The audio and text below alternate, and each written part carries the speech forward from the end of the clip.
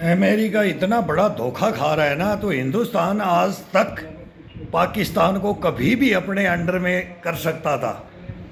हमने इनके 93 हजार सैनिक वापस दे दिए युद्ध जीत करके, और हम इनसे युद्धबंदी भी नहीं छुड़ाते। ये तो हमारा हिंदुस्तान का रवैया रहा है। लेकिन तुम्हारा रवैया सबसे बोलते हैं ना, सबसे पावरफुल अमेरिका है। अमेरिका अब क्या कर रहा है, उधर ताइवान को खो रहा है। वो चाइना ताइवान को हड़प लेगा और ये होर्मुज रखा रह जाएगा और ये परमाणु बम रखे रह जाएंगे। और उधर साइलो वो बोलते हैं ना, उसमें मिसाइलें रेगिस्तान के अंदर फिट कर दी है। हमारे राजस्थान में धूल की आंधियाँ चल रही हैं और वैसे जनता मर रही है। तो एक अटैक हम भी कर दें, हम भी अभी कर दें, मौका है तो हिंदुस्तान तो करेगा। लेकिन फिर वो अमेरिका खड़ा हो जाता है, अमेरिका खड़ा हो जाता है। ये खलीफा बनने के चक्कर में ओटोमन साम्राज्य लाने के, ओटोमन साम्राज्य को लाने के लिए ये कर रहे हैं। कुबद कौन कर रहा है, वर्ल्ड के अंदर कुबद कौन कर रहा है? तो सबसे पहले तो अपने खुद के गिरेबान में झांक करके देखो, बोला गिरेबान में झांक के देखो। अब ये वर्ल्ड के अंदर हथियारों की मंडी कहाँ लगाई? अब वो हथियारों की मंडी खत्म हो रही है। अब चाइना ताइवान को ले जाएगा। इनके आधी मिसाइलें तो खत्म होगी और दोबारा और मुझ पे कोई फैसला नहीं करेगा। ना रशिया करने देगा, ना चाइना करने देगा, ना किंग जोंग करने देगा। तीनों का है। अब वो पूरा नाटो भी जा रहा है। उधर से पुतिन ने अल्टीमेटम दे दिया है, सोवियत संघ बनेगा। कोई रोक नहीं सकता है, कोई माई का जाई रोक नहीं सकता है। रूस नहीं, सोवियत संघ नहीं तो दुनिया नहीं, दुनिया नहीं तो सोवियत संघ भी नहीं है। ये तो पहले मैं नहीं बोल रहा, व्लादिमीर पुतिन पीट इज द ग्रेट जार बम वो बोलता है। तो ये तो क्लियर है। इधर चाइना बोल रहा है कि ताइवान मेरा है।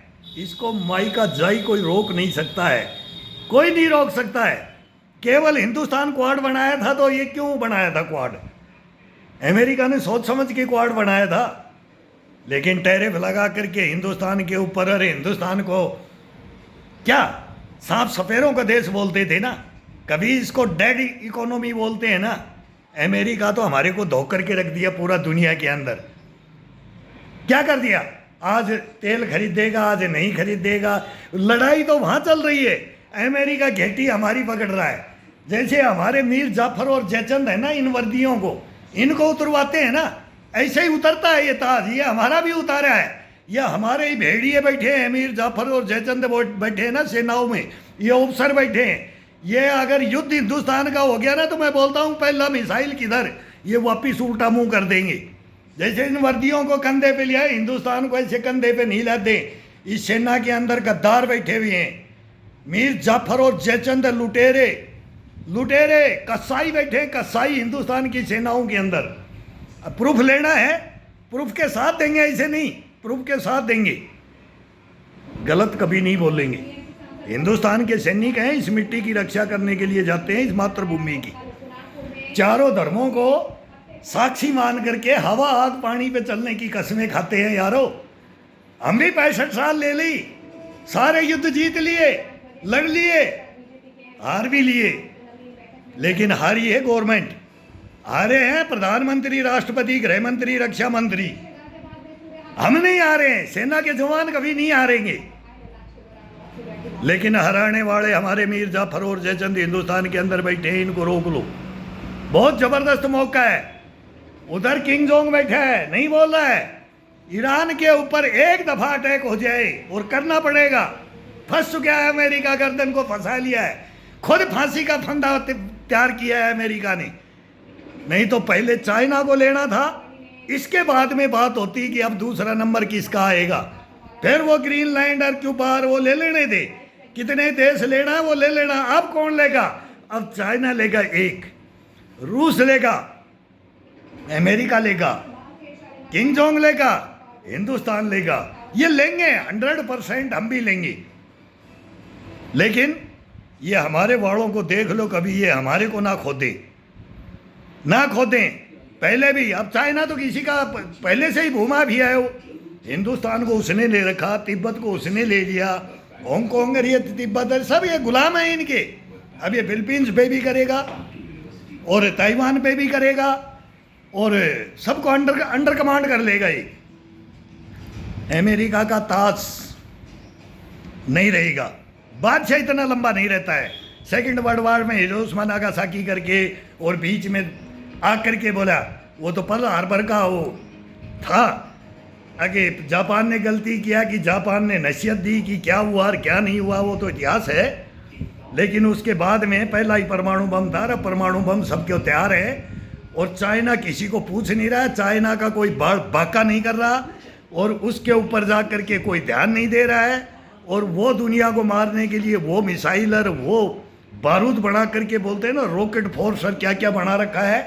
तो 62 के अंदर तो टीडी दल भेजता था, वो हिंदुस्तान के ऊपर टीडी दल की तरह से सेनाएं आई थी उनकी। और हमारे पीटी शूजों में और पाउच ऑफ नेशन लड़ा दिया था। क्या था, हिंदुस्तान के पास तो कुछ था ही नहीं। लेकिन फिर था नहीं तब भी सचेत नहीं हुआ। 65 लड़ा, सेना की गर्दन काट दी हिंदुस्तान ने। ये वर्दियां बोलेंगी, ये कोई नहीं बोलता है। ये जनरल बख्शी, ये काद्यान, ये दत्ता, वो शंकर प्रसाद टोपी लगा लगा के आते, सुभाष चंद्र बोस जैसे। वो सेनाओं में टोपी नहीं देखी हमने, वो टोपियां लगा करके ये बताते हैं कि आप हम आज़ाद हिंद फौज के, हमने ही आज़ादी दिलाई। अरे हिंदुस्तान की तो बता दो 65 में सेनाओं की गर्दन क्यों काटी? और काट दी, मान लो काट दी, हम तो कटते हैं यार, बकरे हैं हम तो बकरे हैं, भेड़ बकरियां हम, काट दो, सेना को काटो। हिंदुस्तान की सेनाओं को मीर जाफर जयचंदो काटो, तब महान बनेगा, एक नंबर बनेगा हिंदुस्तान। इसको कोई नहीं रोक सकता। तब लड़ लेना, तुम लड़ लेना, भ्रष्टाचारियों, देशद्रोहियों, ब्रिगेडियरों, जनरलों, कर्नलों, लड़ोगे? लड़े हो? नहीं, कभी नहीं लड़े हो। सेना के जवान लड़ते हैं, फौज लड़ती है, नाम सरदार का होता है, सर्वविदित है। लेकिन हम क्या करें, इस देश को जगाए कैसे? इनको पकड़े तो इनको कौन ले? अभी एक भेड़िया कर्नल पकड़ा गया, एक भेड़िया अभी पकड़ा गया है, एक सीजीओ में, पैरामिलिट्री का, मिलिट्री का, एयरफोर्स का, नेवी का, सब खा जाते हैं। धूल भरी आंधियां नहीं, धूल भरे हुए हथियार खरीदते, जंग लगे हुए हथियार खरीदते थे। 7 दिन का युद्ध का हथियार नहीं था। बोलते हैं ना नरेंद्र मोदी को तेल कहाँ गया, तेल कहाँ गया, कोरोना में तेल कहाँ गया? तुम्हारे को नहीं पता है, तुम्हारे को नहीं पता है कि तेल कहाँ गया है। इशारा काफी है, हिंदुस्तान कम नहीं है।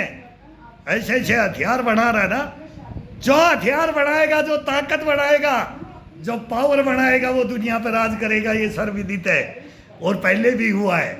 लेकिन हमारे इन मीर जाफर और जयचंदों के अकल ठिकाने नहीं आती है। अकल ठिकाने किसकी नहीं आती? प्रधानमंत्री की नहीं आती, राष्ट्रपति की नहीं आती, गृह मंत्री की नहीं आती। किसकी आएगी? प्रधानमंत्री की से लेकर के न्यायालय तक नहीं आती। ये तो न्यायालय उतरवाती है, वर्दियां कौन उतरवाता है? वो कॉकरोच बोलते हैं ना, कॉकरोच, वो सही बोल रहा है, न्यायालय ने भी सही बोला है और हम भी बोलते हैं सही है। चीफ जस्टिस ने सही बोला है, हम कॉकरोच हैं। लेकिन ये कॉकरोच कभी मारे नहीं जाएंगे। परमाणु पड़ जाओ, अणु पड़ जाओ, वो डायनासोर मारी, लेकिन हम नहीं मारे जाएंगे, हमें कभी नहीं मारा जाएंगे। हम तो चूहे हैं ना, दिलों में घुस जाएंगे। कॉकरोच है ना, दिलों में, नालियों में घुस जाएंगे। तुम मरोगे, ये जनता आती है, ये कुर्सी खाली करो, ये होगा, तब तुम देखना। ये शीशे के महल बना करके रहते हो, स्विमिंग पूल बना के ये टापू खरीदते हो, ये फार्म हाउस खरीदते हो, ये कहाँ से आया? कैंटीनों को बेचो, जवानों की हो, जवानों की तनख्वाहें खा जाओ, कैंटीनें खा जाओ, लंगर खा जाओ, कंडीमेंट्स खा जाओ, राशन पानी सब खा जाओ सेना के जवान। ये तो घरों से गूंद के लड्डू ले जाते हैं ना, घी के पीपे ले जाते हैं ना, लड़ने के लिए ले जाते हैं ना। अरे हम पैसे के लिए नहीं जाते, इतना तो हम खा जाते हैं जितनी तुम ये तमन्नी अठन्नी देते हो। क्या देते थे? 210 रुपए में हम हिंदुस्तान को देखते थे। वो भी जमाना था, आज का भी जमाना है, मालूम नहीं है।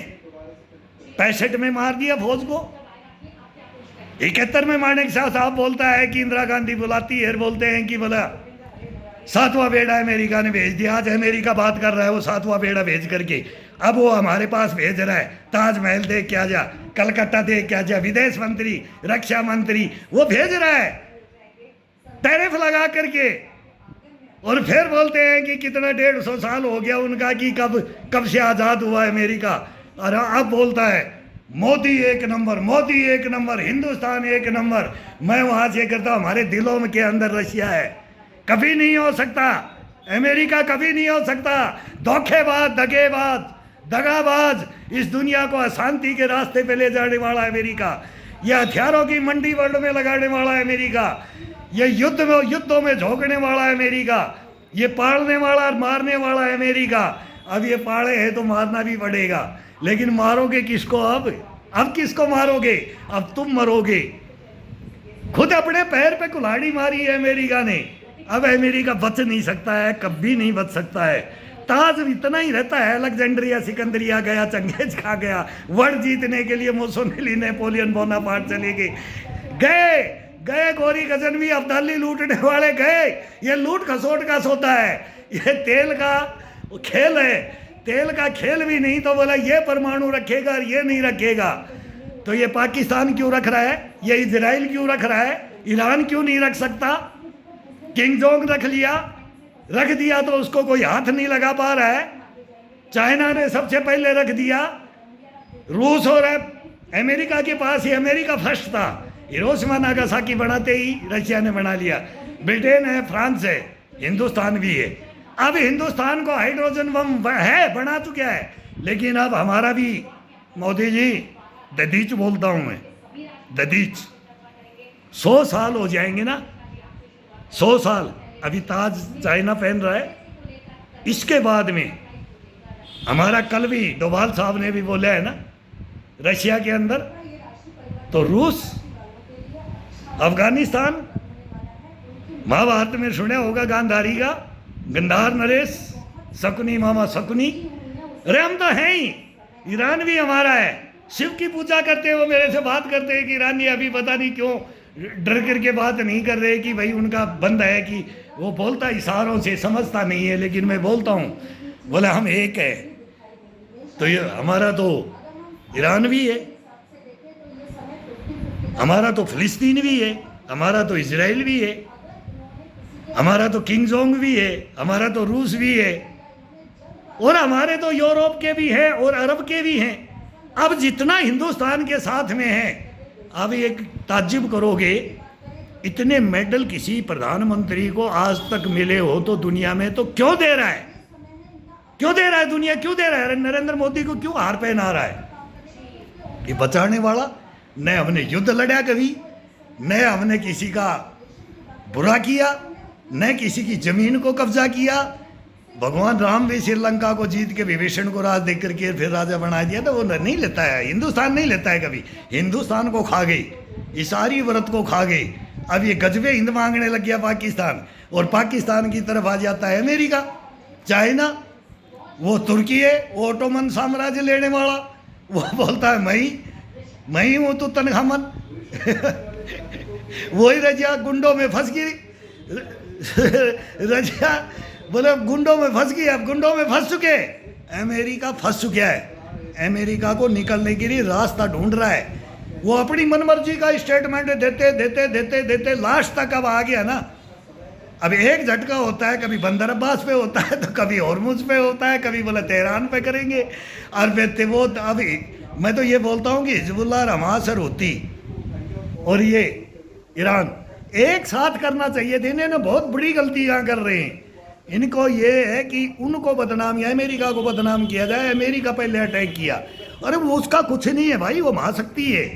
वो बैठे बैठे यहाँ हम लेक्चर दे रहे, हमारे को उड़ा देगा। अगर परमिशन दे देंगे तो एक सैनिक को उड़ा दो हिंदुस्तान में। वो खिलाफत कर रहा है, खिलाफत नहीं कर रहे हम सचेत कर रहे हैं। हिंदुस्तान की तरफ नहीं आया और चाइना को अब नहीं रोका। और अभी उनका विदेश मंत्री ये बात कर रहे हैं ना, और चाइना को देख लो, चाइना को देख लो, चाइना को बोलते बहुत दोस्ती है। मिल के आए ना ट्रम्प, पता लग गया ना। हिंदुस्तान में आना चाहिए था, फिर चाइना में जाना चाहिए था, तब मालूम लगता। लेकिन नहीं, कभी नहीं। चाइना किसी की नहीं सुनता है। मूक दर्शक जिनपिंग को कभी बकवास करते हुए नहीं देखोगे। वो लड़ता नहीं है, वो लड़ाता है, वो अड़पता है, वो पैसा देता है, उसके पास पैसे है। वो अलीबाबा को खा गया। वो कहाँ कहाँ किस किस के जितने बिजनेस हैं ना, वो रूस देख लो, कितने बिजनेसमैन गए जो हड़पे आया हिंदुस्तान को, उसकी गर्दन पकड़ करके तोड़ के निचोड़ दिया है और देश के अंदर डाल दिया है। लेकिन हमारे स्विमिंग पूल बनाओ, बेचो वर्दियों को, खरीदो वर्दियों के। कितने में लोग गए? एक ब्रिगेडियर हिंदुस्तान में 30,000 में इस वर्दी ने खरीदा है। ये शान है, ये हिंदुस्तान की शान है। ये मैं ये यहाँ रखता हूँ, ये पहनूंगा, एक दिन पहनूंगा, पहनूंगा। हमारे पूर्वजों ने भी पहनी है। 65 में गर्दन कटी। इंदिरा गांधी और माणिक शाह ने फिर बुलाया, बोले 71 में उनको याद करो, वो कब्रों के अंदर है। कब्रों से उठवाया था, कब्रों से, तब जा करके ढाका आज़ाद करवाया था। आज वो ढाका बुलबुला रहा है। वो उसके अंदर बुलबुले उठ रहे हैं। ढाका के अंदर, बांग्लादेश के अंदर ये चिकन है काटने की बात। चिकन है काटने वाला तो कन्हैया कहाँ गया? वो मनमोहन सिंह के पास फिर चला गया। वो मनमोहन डकैतों का सरदार था। ईमानदारी बताते, वो डकैतों का सरदार था मनमोहन सिंह। और वो लेते हैं ये डकैतों को, ये लूटने वालों को बोलते हैं बीजेपी लेती है। और डकैत है, देशद्रोही है, गद्दार है, उनको कांग्रेस ले लेती है। और अब वो इंडिया बनाकर पूरा इंडिया को ही गद्दार बना दिया। तो उनको हम बोलेंगे कोई भी FIR दर्ज कराए, इस सेना के जवानों के खिलाफ FIR दर्ज कराए, तो वो हरेंद्र है, वो उनके लिए वो भी जा रहे हैं ना, तो वो तो बड़ों बड़ों के पास पहुंच जाते हैं। हम नहीं पहुंचते, हम देते हैं गालियाँ, वो भी छोड़ दी। भाई इनको गाली नहीं देंगे, इनको ईमानदारी से समझाते हैं कि हिंदुस्तान के अंदर, आज मन की बात सुन रहा था मोदी जी, हिंदुस्तान के अंदर भ्रष्टाचार मिटाने के लिए और हिंदुस्तान को उन्नति की तरफ ले जाने के लिए आए थे। वो कर रहे हो सही काम, लेकिन भ्रष्टाचारी के अंदर तो आपने वो कहानी है जो मनमोहन सिंह के था। मनमोहन सिंह ने एक टीम बनाई थी लुटेरों की, गैंग बनाई थी, उनका वो सरदार बना था, और उसी के ये मारी हुई वर्दियाँ हैं। तो इनके बारे में अगर आप एक दफ़ा मीडिया ले ले, एक दफ़ा कोई जांच आयोग दे दे, तो इस देश को नंगा कर देगा ये जवान। ये वर्दी करेगी, ये जवान नहीं करेगा, जवान नहीं करेगी, ये वर्दी करेगी। इनका प्रूफ करेंगे, इनकी प्रूफ दिखाता हूँ मैं, इनकी फाइलें, वो एफस्टीन फाइलें दिखाता हूँ, ये मनमोहन सिंह की एफस्टीन दिखाता हूँ। तब हिंदुस्तान की आंख खुलेगी, नहीं तो आंख नहीं खुलेगी। हिंदुस्तान गूंगा बहरा बन करके बैठा रहो, लुटता रहो। कोर्टों में लूटो, कचहरियों में लूटो, कोर्ट कचहरी सब डकैत, थाने पुलिस सब डकैत। हिंदुस्तान का लोकतंत्र संविधान सब डकैत। जो लिखा है वो नहीं होता है। संविधान का कोई खौफ नहीं, लोकतंत्र का कोई खौफ नहीं, आज़ादी का कोई खौफ नहीं। वही अंग्रेजों की औलाद। हम बोलते हैं वो काले छोड़ गए और वो गोरे बग गए, तो गए सुभाष चंद्र बोस, और वो आज़ादी किसने दिलाई थी? बोला तात्या टोपे, नाना फडणवीस, लक्ष्मीबाई, सुभाष चंद्र बोस, खुदीराम बोस, राजगुरु भगत सिंह, सुखदेव, लाला लाजपत राय लाठियों से मर गया। मालूम है चंद्रशेखर आजाद को किसने मरवा दिया? मालूम है? एक गोली रखना ये चंद्रशेखर ने सिखाया था। याद करो उनको, वो थे वीर सपूत यार। किससे बात कर रहे हो? वो थे। काकोरी कांड सुने होगा, सुने होगा, सैंडर्स को सुने होगा, उधम सिंह को सुना होगा। अरे आज़ादी के परवानों को इन्होंने उग्रवादी घोषित कर दिया। ये एनआरसीटी की, वो कौन सी एनआरसीटी, हम तो पढ़े लिखे नहीं है, वो कौन सी सीबीएसई की वो सिलेबसों के अंदर ये उग्रवादी लिखते हैं। ये हिंदुस्तान को ये धर्मों के आधार पे बांट करके ये राज करेगी। इनको पता है, इनको पता है कि हिंदुस्तान पे राज नहीं कर सकते। फिर टुकड़े करो, एक जगह एक कोना मिल जाएगा इनको, इनको एक कोना मिल जाएगा। जैसे लाल बहादुर शास्त्री बोला था ना, जय जवान जय किसान, इंडिया गेट पे घूमने गए थे तो पानी ऐसे ही घास में बहा रहे थे, तो बोले इसमें गेहूँ बहु लाल गेहूँ दे दिए थे अमेरिका ने। हमने छप्पनिया काल भी देखे, अब तो युद्ध का दौर है। नरेंद्र मोदी ने गलत नहीं बोला है, देश के अंदर हम सूखी रोटियां खा करके हम बोले बक्कल खाए छप्पनिया काल में। अरे वो भी देख लो, देश के ऊपर आता है तब क्या होता है। तो मत कोसो इसको, ये दधीच है, कसम भगवान की ये दधीच है। ये चला गया ना तो ये देश गुलाम हो जाएगा, फिर इसके टुकड़े करवा देंगे ये, इनको पता लग गया है। ये तो खुद ये इलेक्शन नहीं करवाना चाहते थे, अब ये बोलते हैं कि आगे इलेक्शन ही नहीं होगा। जैसे जिनपिंग है, पुतिन है, ऐसे ही किंग जोंग है, ऐसे ही नरेंद्र मोदी, ये भी आरएसएस है, ये राज कर जाए। आरएसएस ने बलिदान दिया है, 62 की लड़ाई नहीं जानते, 65 की नहीं जानते, 71 की नहीं जानते, आरएसएस का क्या रोल रहा है नहीं जानते। श्यामा प्रसाद मुखर्जी, दीनदयाल उपाध्याय, ये नहीं जानते इनका इतिहास। वो कश्मीर की जेलों में इंजेक्ट कर दिया था, फिर बाथरूमों में राष्ट्रपतियों को इंजेक्ट किया है, अनपढ़ों को राष्ट्रपति बनाया है। ये हिंदुस्तान है मेरे भाई। चीफ जस्टिस को रिटायर होकर के सीधा दे देते हैं, कहा राज्यसभा में आ जा, नेता बन जा, लेकिन मेरे कहने से चलेगा। वो पिंजरे का तोता वो बोलते थे ना, अभी मैं भी न्यायालयों में घूम रहा हूँ, कोर्ट कचहरियों में ही घूम रहा हूँ, इनके सारे ड्रामे वही पुराने वही है। हिंदुस्तान बदली नहीं होगा, मीर जाफर और जयचंदों का देश है, भ्रष्टाचारियों का देश है। ये मीडिया चाइना को और रशिया को और इनको मत कहो, अमेरिका को, वो अपने देश में मरते हैं और अपने को एक नंबर में रखने के लिए जी जान से लड़ते हैं, दुनिया को खरीदते हैं, ये दुनिया को बेचते हैं। हिंदुस्तान बिक्री करता है, हिंदुस्तान बिक्री करता है। क्यों करता है? कारण क्या? ये सेनाओं के लायक ही नहीं है। जो अफसर भर्ती करे, जो जवान भर्ती करे, पहले तो ये देखे कि ये जवान सेना के लायक है कि नहीं। 10 लाख सेना के जवान को चाहिए, 10 लाख रुपया सेना के अंदर जाएगा तो उस जवान की क्या चाहिए? पहले ही 10 लाख एंट्री फीस चाहिए। वो युद्ध लड़ेगा, युद्ध होगा तो बोलेगा मच्छरदानी लगा ले, गोली आ रही है, मैं बच जाऊंगा। गाँव छोड़िए, घासीराम की फौज बना रखी है ना हिंदुस्तान में, तो हिंदुस्तान लड़ेगा जब जीतेगा क्या इनसे? जीतेगा क्या इन अफसरों की ये साइकोलॉजी पर जो भर रहे हैं? ये हमारे को ना खाने देते, ना पीने देते, ना सोने देते। ये बोलते हैं कि तुम गधे हो, ब्लडी ब्लडी। मैं क्या बोलूँ अब, गालियाँ दूँ तो भैया क्या बोलते हैं हमारे को। और फिर हम अब इनको बोलते हैं ना तो वो भी हमारे को बोलते हैं यार नहीं, गालियाँ मत दे, गालियाँ खाने लायक है। वो अनिल कामले ब्रिगेडियर, ओए महाराष्ट्र के अंदर शिवाजी की धरती पे बैठे होगा, महाराणा प्रताप की धरती पे राजस्थान में बैठे हो, आजा। ओ भिखाऊ सिंह कोयमटूर आजा। ओ जनरलो कर्नलो क्यों छुप रहे हो? अरे सेना के जवानों से मुंह क्यों छुपा रहे हो? अरे मर्द है वो तो आ रहे हैं, नोएडा में भी बैठ रहे, झूठे मर्द बन रहे हैं। वो जनरल बख्शी का तो मैं बॉडीगार्ड हूं, वो मेरे बगैर तो वो निकलता ही नहीं था। मेरे कंपनी कमांडर को, पहलवान को बुला लो यूपी से, वो भी यादव समाज का था। झूठ नहीं बोलेगा, यदुवंशी झूठ नहीं बोलते, मैं भी झूठ नहीं बोलता।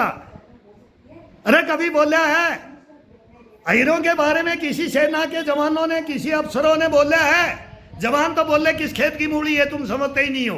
कोई अफसर ने बोला है कि इनको एक फौज बना, एक ब्रिगेड वो बना दो, रेजिमेंट बना दो इनकी अलग से। कोई बिहार रेजिमेंट भी है, आसाम भी, बंगाल। अरे किसकी रेजिमेंट नहीं है? सिख रेजिमेंट, राजपूत रेजिमेंट, किसकी डोगरा रेजिमेंट? अरे ला करके कहाँ कहाँ से रेजिमेंटें बना देते हो? रेजिमेंट नहीं, हम लड़के नहीं हैं क्या? अरे हीर के पेशाब में तो बिच्छू पैदा होते हैं, काट गए ना, वो डंक मार गए ना, मार दिया ना डंक। देख लो आप तड़फड़ा रहे होगे घरों के अंदर, लेकिन हिंदुस्तान के सामने नहीं आ सकते। मैं बोलता हूँ लाल किले पे आ जाओ, अपनी गलतियां मान लो, इंडिया गेट पे आ जाओ। और एक वो विस्टा क्या बनाया है अभी नरेंद्र मोदी ने बनाया, नहीं पार्लियामेंट, वो है राजस्थान ने ये पत्थर दिया था, 9 गज जमीन मांगा था अंग्रेजों से, समझ गए, धो दिया था अंग्रेजों को। Ashoka hotel, India gate, parliament, ये सब टोटल खर्चा। बोले 9 गज जमीन चाहिए, बोले मूर्ख है, पागल है, दे दो इसको। रकाबगंज गुरुद्वारा से आते हैं ना राष्ट्रपति भवन, वहाँ एक गोल चबूतरा बना हुआ है, उसके ऊपर एक शिव का त्रिशूल बोलता हूँ मैं, वो अपनी निशानी बनाया था। एंट्री करते हैं तो सबसे पहले उसको देखते हैं, वो अंग्रेज़ों का पत्थर को, और उसकी कीमत नहीं। बोले बोले ये क्या, बोले ये अंग्रेज़ों ने बाद में शोध किया, तब उनकी अकल आई थी कि इसको क्यों दिया ये ज़मीन। वो नहीं देते। उनसे ज़्यादा हमारे अनपढ़ों में दिमाग है, पढ़े लिखों में नहीं है। पढ़े लिखे तो कसाई हैं, ये आईपीएस आईएएस, ये आईपीएस आईएएस, उनको लेकर के एक डंडी से हाँकता था। वो दो छोकरे आते थे, उनको ट्रेनिंग देता था मैं उनको। जैसे अभी एक बोलता था एनडीए के अंदर मैं प्रोफेसर था और वो आज भीख मांग रहा है ना, ऐसे मैं भी आज वो इंस्ट्रक्टर है। कितने हजारों यूनिट खड़ी कर दी हमने, और एक कसाई आकर के हिंदुस्तान का ब्रिगेडियर काट गया हमारी गर्दन, भरी दोपहरी में गर्दन काट गया यारो। क्या बताए? अरे मोदी जी, अरे मन की बात को सुन ले, मन की आत्मा को सुन ले। अगर गलत हो ना तो हिंदुस्तान में के सामने जूते मार दो यार, लेकिन इनके काले कारनामे तो ले लो। नहीं लोगे, ये मन की बात क्या सुने आपकी? अरे क्या सुने? पहले आपको तहदीज बोल रहे हैं हमें, और बोल रहे हैं ना। वो मनमोहन सिंह को भी, वो जिंदे थे तब तो मैं उनको भी बोलता था, लेकिन अब वो आत्मा को शांति दे, वो हिंदुस्तान को डुबो गया, वो वहीं से भी डुबोता रहेगा। मेरी भी सुनता रहेगा, मैं भी सुनाता रहूँगा, और वो सुनता रहेगा। ये आत्माएं, ये परमात्मा की देन है, ये मरती नहीं है। ये 84 लाख बोले जोनी में घूमता रहता है। तो मनमोहन भी सुनता होगा अगते ने क्या क्या कारनामे किए, और आपके भी आगे आ जाएंगे। अगर आप नहीं सुन रहे अभी तो भ्रष्टाचारी के लिए नहीं लड़ रहे, नो, मान ही नहीं सकता। जब सोशल मीडिया पे मैं 4 साल गुजर गई है, 5वां साल लग गया युद्ध को भी, पुतिन के युद्ध शुरू हुआ तब मैंने ये फ़ोन लिया था, और नोएडा मीडिया ने ये फ़ोन दिलाया था। और वो जो गार्ड की ड्यूटियां करते हैं ना बच्चे बच्चियां, वो मेरे को सलूट मारते थे। मैं उनको बोला अंकल आपका इंटरव्यू ये नहीं लेंगे, ये गद्दार, ये नोएडा मीडिया गद्दार है। ना मैं गोदी मीडिया बोलता हूँ, ना मैं मोदी मीडिया बोलता हूँ, ना मैं मनमोहन मीडिया बोलता हूँ, और ना मैं हिंदुस्तान का मीडिया बोलता हूँ। ये अपनी टीआरपी करते हैं। और ये गेट को, इस गेट में, बोला कौन से गेट में आया हुआ है वो जवान, बोला 1 नंबर में, 2 नंबर से निकल के भाग जाएंगे। फिर बोलेंगे सर साहब तो गए, ये अर्णव गोस्वामी, ये रजत शर्मा, ये सुधीर चौधरी, ये अंजना ओम कश्यप, ये दूरदर्शन, ये सब भगे हुए हैं। मैं सब भग जाते हैं। क्यों? हीर के पेशाब में बिच्छू पैदा होते हैं ना, डंक मार जाएगा ना, काट जाएगा, खा जाएगा तुम्हारे को। ड्रो ड्रो मिसाइल वहीं उल्टी करवाएंगे। मैं उनको ही लेके आ रहा था। वो मैं बोल रहा हूँ सारी लीकेज है उनके पास। उनको ये छुट्टी छोड़ते हैं, पहले ही मालूम हो जाता है कि हिंदुस्तान के हथियारों का डैम कहाँ है, अमनेशन डिपो कहाँ है, इनकी सबकी सिक्योरिटी दे रखी है।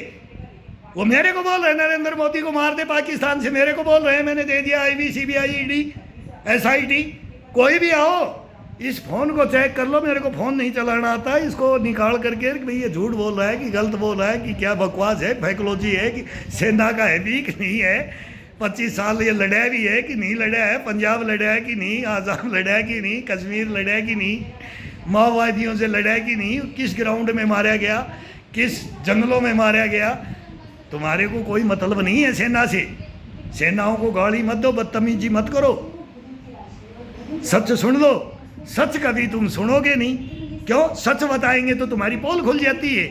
वहाँ दिल्ली में पैसा जाता है, जमीन कैसे खरीदते हो, सेंटर कैसे बनाते हो, कोबरा कमांडो के नाम से क्या करते हो, कहाँ कैप्चर करते हो, जमीनों को अधिग्रहण कितने कितने में जवानों के नाम करते हो। जवानों से लेकर के आदिवासी की ज़मीन कोई नहीं खरीद सकता, वो हमारे जवानों को छुट्टियाँ छोड़ के उनके नाम कराते हो। 12 रुपया बीघा खरीदते हो, और फिर 12 लाख में उस ज़मीन को 800 बीघा को चढ़ा देते हो। तो वो पोडीपारा को कोयमटूर देख लो, कार्तिकेयन था, राजीव गांधी हत्याकांड का वो बनाया था, उनका जांच आयोग बनाया था। अरे खा गए उनको, तो तुम जांच आयोग दे दे तो वो क्या फैसला करेंगे, क्या करेंगे? तुम्हारे को पता है हिंदुस्तान के अंदर क्या क्या हुआ है ना? तुमने 62 आज़ादी का पता नहीं, आज़ादी के बाद में तुम्हारे को पता नहीं कि क्या हुआ, वो सच्चाइयाँ नहीं पता। बाकी तो फैकोलॉजी तो सब पता है, सब पता है, वो तो गा दोगे, लेकिन सच्चाई सुन लो। हिंदुस्तान को सैल्यूट मारता हूँ, लेकिन मीर जफर और जयचंदों की ऐसी की तैसी करता रहूँगा, मरूंगा तब तक। मारे हुआ हूँ, अब क्या मारोगे? अरे क्या मारोगे? तुम मरोगे अब, तुम्हारे को नहीं छोड़ेगी ये जनता। कसम भगवान की, अगर एक बार high court supreme court chief justice बुला लेना मेरे को, वो सूर्यकांत साहब है ना, वो सारे वेंकट चलैया से लेकर के वहाँ से लग गया था मैं, कहाँ से, गुवाहाटी से लेकर के, आसाम से लेकर के, कश्मीर से लेकर के, हम चीफ जस्टिसों के साथ में रहे। अकीनी को बोलते थे कि तुम हमारे को एक दिन मारोगे, और वो मार दिया। तुम्हारे कानून ही मारते हैं, और तुम्हारे कानून जब हम बताते हैं कि ये सही है कि गलत है तो वो जज ही भग लेता है। पटियाला हाउस कोर्ट के 2 जज तो मेरे सामने में चेंज कर दिया, मैं क्या कर दिया, वो ही भग जाते। पेश होता हूँ तो जज आज छुट्टी पे, तो उग्रवादी के लिए तो 12 बजे कोर्ट खोल दो, रात को 2:30 बजे कोर्ट खोल दो, तो मेरे लिए नहीं खोलोगे। तो वो भी कोर्ट खुलवा के आया हूँ, अभी 15 तारीख को खुलवा के आया हूँ। 11 number room Patiala house court में अभी खुलवा के आया हूँ। और अभी मेरे को बोला इसको पेश ही मत बुलाओ, या तो अरेस्ट वारंट निकालते हैं, नहीं तो जज तो हथकड़ी डाल करके, मेरे हथकड़ी लगा के डालना चाहिए उस जज को। क्यों? मैं गलत हूं तो मेरे को डालना चाहिए, लेकिन मैं गलत नहीं हूं, वो हथकड़ी नहीं लगा सकते।